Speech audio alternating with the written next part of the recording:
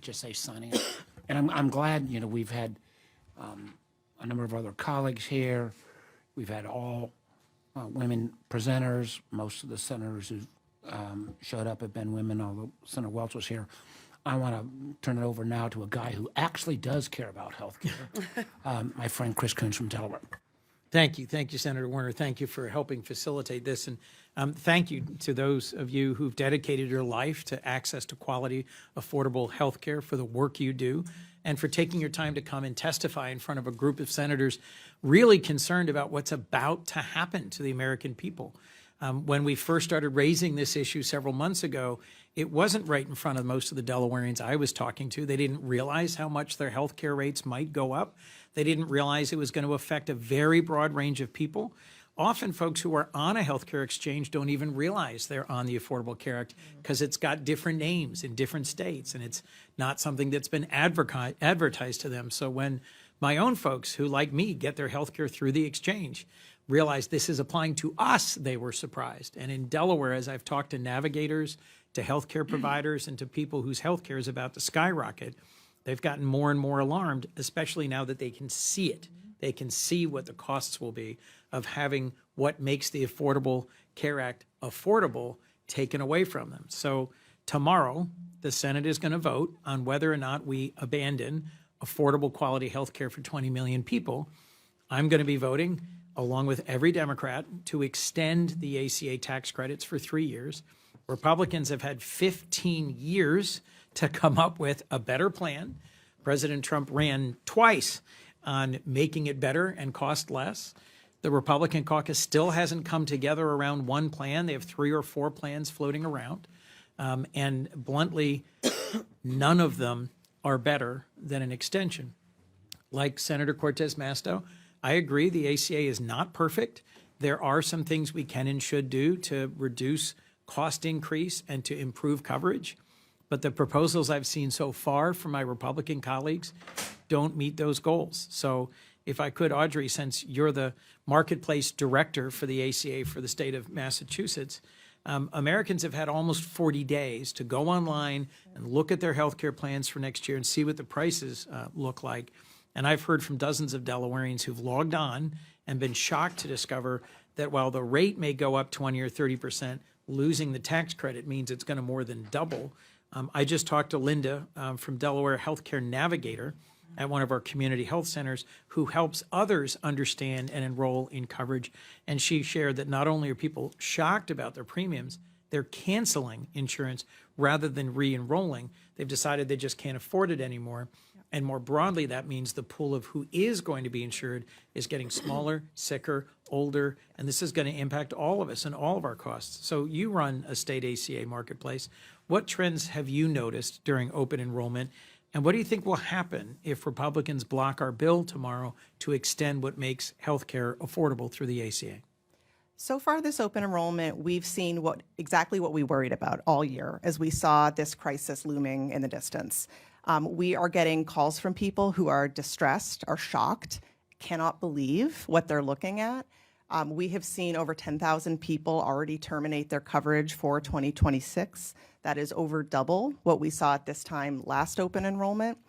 So to the extent that that's an early leading indicator of what is to come through the rest of open enrollment, and I think about a state like Massachusetts that has a lot of additional supports in place, has a very high level of its population already covered. If that's what we're seeing this early in Massachusetts, that really makes me shudder to think about what's going to be happening in the other 49 states. So that is what we're seeing. When you ask what will happen if this does not go through, we're going to expect people to drop coverage, or we're going to expect people, the ones that do stay in, who are probably sicker and older and are the ones that can least afford to be without care, will stay in, but they'll make great sacrifices in order to do so. They'll cut back on grocery costs. They'll struggle to pay rent. They'll take on other debt.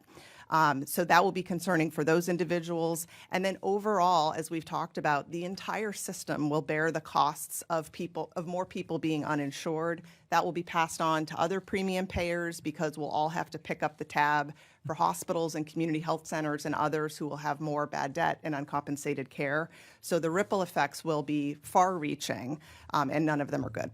But Audrey, thank you. if I understand properly, that also will shift care. So those who don't have insurance will go to the hospital or seek medical care later when they're sicker, when it's less preventable and more expensive. Exactly. And in my state, ER wait times are already among the worst in the country. As I've tried to help connect with Delawareans and explain to them, even if you're not on the ACA, if you got your health care through your employer and you have a great health care plan, why should you care? You're still going to the same ER. Right. And those wait times are going to get longer, and the people waiting are going to get sicker. Kathleen, if I could, I recently talked to a small business owner in Delaware, someone who, like you, is both intimately engaged with healthcare because she has survived a bout of cancer and runs a family small business with her husband. They've been in business together 30 years. And when I talked to her, this is Jan from Newark, Delaware, she first said she wouldn't have survived that cancer without the ACA, without that coverage. She would have been bankrupted, and she wouldn't have sought preventive coverage early enough. Now that she's looking at dramatic increases in her ACA coverage cost, she and her husband are having really hard conversations about closing their business in order to go get health insurance through, a larger employer rather than through the ACA. How's the ACA helped you as a small business owner, and what do you think's at stake going forward? I appreciate you highlighting that story because I think that people in our circumstance are not widely recognized in the discussion. We've been having similar conversations. My husband runs his own business, I run my own business, and maybe one of us has to close down and sacrifice. Running my own business allowed me to do this today. I was able to shift all my appointments and come up here. It allows us to be present for our children and to do meaningful work that we find we're passionate about. We may have to shift plans. And I think the hardest thing about this is everybody keeps talking about the December 15th deadline. The deadline was really November 1st. Right. We've already passed it. And people keep asking me, well, what are you going to do? And I'm like, I don't know, because I don't know what y'all are going to do. I can't make a decision until I know what the options actually are. And I just think it's unconscionable, the cruelty involved in postponing and postponing and postponing and procrastinating this when the outcome is so dire. And so am I going to try to go to nursing school? I don't know. Am I going to keep my business and serve the families in my local community? I would love to. I don't know. Well, Kathleen, I can tell you what we're going to do. Democrats are going to keep working and fighting and voting to sustain the affordability of the ACA, to sustain access to health care coverage. And we might not succeed tomorrow because Republicans might block us on the floor, but we're going to keep carrying that forward until we get it done, either through election or through passing legislation. Kendra, if I might, just one last question before we turn to Senator Durbin. As a professional caregiver, as an SEIU member caregiver, as someone who works both at hospitals and at homes, you see every day how critical access to quality, affordable health care is. Why is the ACA important to you and your family and to the people you care for? And what will happen if these credits expire? It'll be very devastating. Working every day, I try to keep my health in part because I can see myself going, if I go into there and have a stroke, what's going to happen to me? And I can't take care of my clients anymore because I'm taking care of them to get better. And it's very devastating for me right now. Kendra, Audrey, Kathleen, thank you for your testimony. And Susan, Kathy, thank you. Katie, thank you for being a part of this. We've got a big fight on our hands, and it's important to have your voices here and to have your model and your example. Thank you, Senator Warner.